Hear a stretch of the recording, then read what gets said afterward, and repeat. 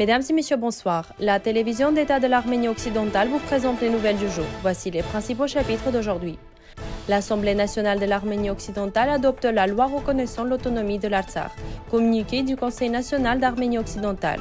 L'accord de partenariat global et élargi Arménie-Union européenne entre en vigueur le 1er mars. La conduite d'eau à Sébastia en Arménie occidentale est gelée à cause du froid. Les soldats russes de maintien de la paix ont déployé 4 autres villes modulaires en bloc à Stepanakert et Martoni. Un livre sur le retour de l'identité des Arméniens de Dersim a été publié. Le mercredi 24 février 2021, l'Assemblée nationale de l'Arménie occidentale, après l'étude de 3 propositions d'amendement, vote à l'unanimité moins une voix l'autonomie de l'Artsakh au sein de l'État d'Arménie occidentale. Ce projet de loi a été présenté le 3 février 2021 par le gouvernement de l'Arménie occidentale suite à la reconnaissance de facto du gouvernement de l'Artsakh en date du 1er décembre 2020 par ce dernier. Cette proposition de loi devra, une fois ratifiée par le président de la République d'Arménie occidentale, être présentée au Conseil constitutionnel afin d'être intégrée dans la Constitution nationale de l'Arménie occidentale. Les propositions d'amendement présentées et défendues de la part du député Sam Tilbiyan, du député Guillermo Karamanian et du député Jacob Hakopian ont fait l'objet d'un débat entre les députés et le gouvernement durant 3 semaines. Enfin, tenant compte des conclusions du débat parlementaire, le projet de loi présenté ci-dessous a été adopté à l'unanimité des députés présents, moins une voix. Sur la base de l'article 76 de la Constitution nationale de la République d'Arménie occidentale, le président de la République a 21 jours pour signer et promulguer la loi adoptée par l'Assemblée nationale de l'Arménie occidentale. Le 25 février 2021, jour de naissance du général Andranik Kozanian, le président de la République d'Arménie occidentale a signé et promulgué cette loi qui sera présentée au Conseil constitutionnel. En tenant compte des dispositions suivantes, l'article 1 et l'article 55 de la Charte des Nations Unies, la Déclaration sur les droits des peuples autochtones, les droits des Arméniens de l'Arménie occidentale, la Constitution de la République d'Arménie occidentale, et compte tenu de la situation factuelle et juridique particulière concernant l'Artsakh, au moment de la formation du gouvernement de l'Arménie occidentale le 4 février 2011, ainsi qu'à l'heure actuelle, l'Assemblée nationale de l'Arménie occidentale légifère.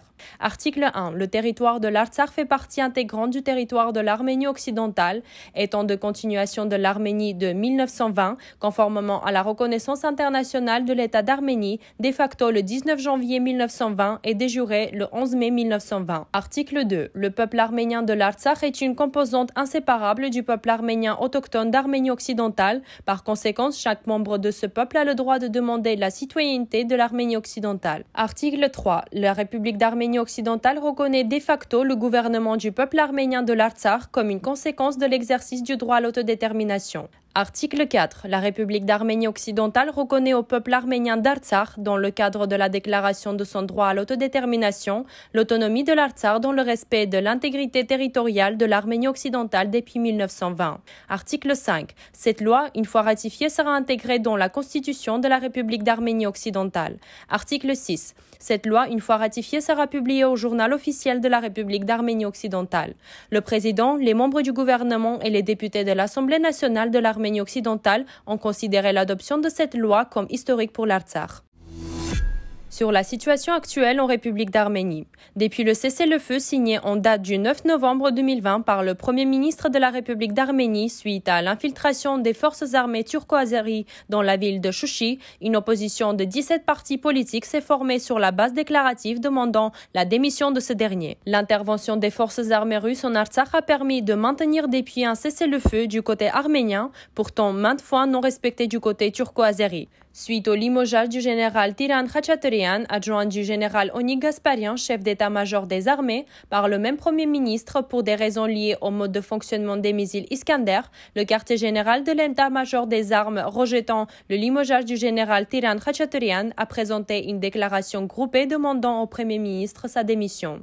Cette déclaration du quartier général de l'état-major du ministère de la Défense de la République d'Arménie n'a pas de lien politique avec le mouvement d'opposition formé par les 17 parties. Tout amalgame dans ce sens serait une erreur politique ou un manque d'objectivité face à la situation chaotique qui se poursuit au niveau des instances politiques. L'état-major ne se présente pas comme une alternative politique à la situation actuelle, mais comme un remède provisoire au cas où la sécurité intérieure et la protection de l'intégrité territoriale de la République d'Arménie seraient atteintes par des forces politiques instables, internes ou externes. Le Conseil national d'Arménie occidentale apprécierait sur la base constitutionnelle de la République d'Arménie que les questions liées au fonctionnement des forces armées ne se règlent pas sur la place publique au vu de la situation de guerre larvée toujours en cours. L'accord de partenariat global et élargi entre l'Arménie et l'Union européenne entre en vigueur aujourd'hui, ce qui suppose une coopération politique beaucoup plus approfondie entre l'Arménie et la famille européenne. Se félicitant de cette étape importante, les autres fonctionnaires de l'Union européenne notent qu'elle a coïncidé avec une période difficile en Arménie, dont le meilleur moyen de sortir est un engagement en faveur de la démocratie et des droits de l'homme. Le but de l'accord est de contribuer à surmonter les défis liés aux réformes de l'Arménie dans les domaines politiques, économiques et commerciaux, pour apporter des changements positifs dans la vie des gens, a déclaré le chef de la politique étrangère de l'Union européenne, Joseph Borrell. Cet accord entre l'Arménie et l'Union européenne a été signé en 2017. Il a fallu environ 3 ans pour ratifier. Selon le gouvernement arménien, Yerevan a officiellement environ 8 ans pour mettre en œuvre toute disposition de ce document. Les fortes chutes de neige de la semaine dernière dans la ville de Sébastia, en Arménie occidentale, ont cédé la place au gel. La ligne d'eau de Kőszedar, qui répond aux besoins d'eau de la province de Zara à Sébastia, a beaucoup souffert de ce froid. Les tuyaux de la conduite d'eau de 7 km de Kőszedar ont été gelés en raison des basses températures et de l'épuisement des ressources en eau. Les équipes de la municipalité de Zara, qui malgré les conditions hivernales rigoureuses continuent de travailler dans la province, peinent à éliminer le problème. Les soldats russes effectuant une mission de maintien de la paix en Artsakh ont mis en place 4 villes modulaires en bloc à Stepanakert et Martoni. Ceci est rapporté par le site officiel du ministère de la Défense de la Fédération de Russie. À ce jour, 8 villes ont déjà été déployées pour les troupes de maintien de la paix. Les villes modulaires en bloc permettent de créer des conditions confortables pour les militaires, indique le communiqué. En Turquie, le livre de Miran Pirkiç Gültekin, le président fondateur de l'Union des Arméniens de Dersim, intitulé « Traces de notre existence, l'histoire du retour de l'identité des Arméniens de Dersim » a été publié. Le livre, qui a été publié en 2 langues, arménien et turc, examine les problèmes qui préoccupaient les Arméniens de Dersim.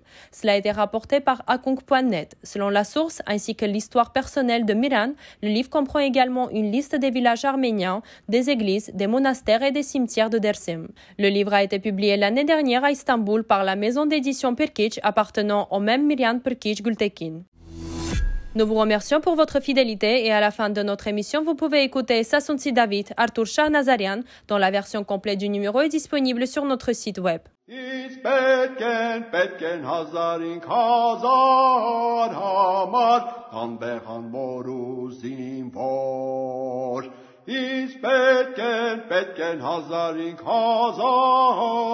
hamar en vor minu charzim vor en